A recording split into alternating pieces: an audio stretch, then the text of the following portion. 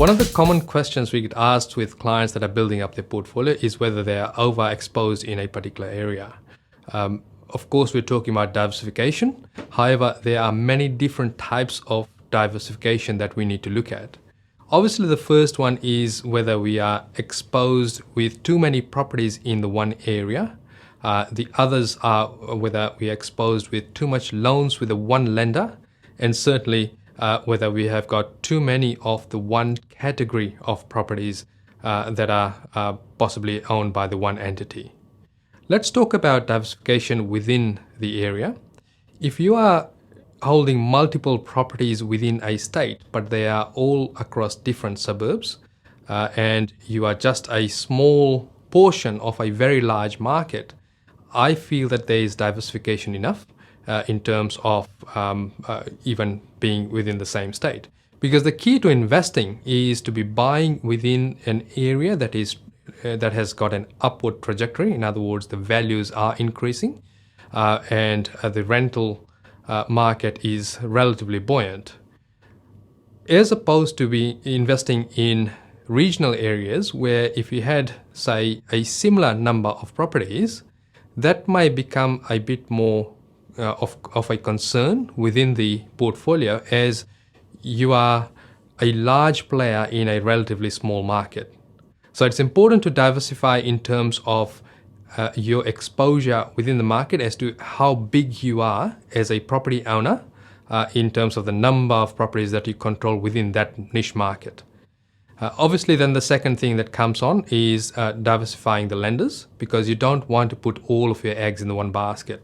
Just in case the particular lender has a change in their appetite in terms of how they are viewing their property investors, or indeed whether they are then running their interest rates contra to what other lenders are doing. In other words, they are increasing their interest rates a lot faster than the others.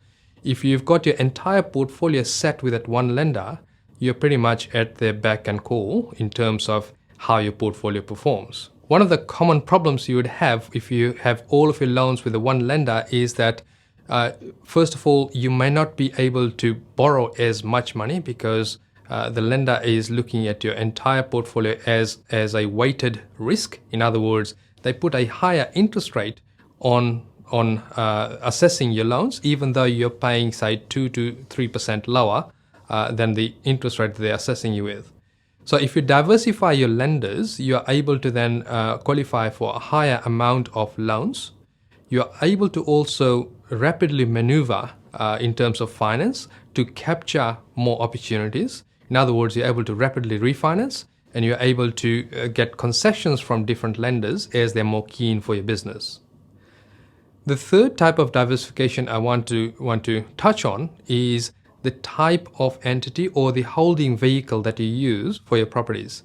Obviously, each property has got a plan with it in terms of what you're going to do, whether you're going to build a granny flat on it, whether it's a buy and hold for long term, or whether it is something that you're going to do multiple dwellings on.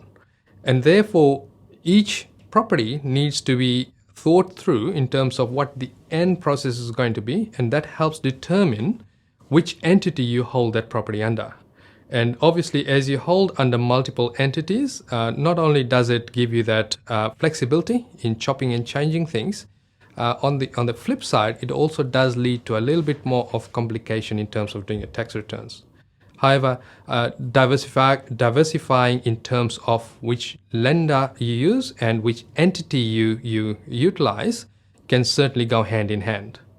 And then obviously, there is the price diversification. In other words, if you were able to qualify for a loan of, say, $700,000, yet you chose to go down the path of buying two $350,000 properties in equally comparable areas. In other words, the growth factors are relatively the same as opposed to the $700,000 property.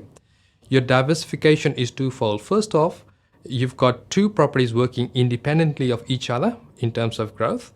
And secondly, you are not lumped with the entire $700,000 mortgage repayment if your property is vacant. When you've got two $350,000 properties, it is unlikely that both of them would be vacant at the same time, and therefore you're not required to come up with the entire mortgage repayments for a full $700,000 mortgage. And therefore, it makes sense to diversify your portfolio in the different categories that we've discussed.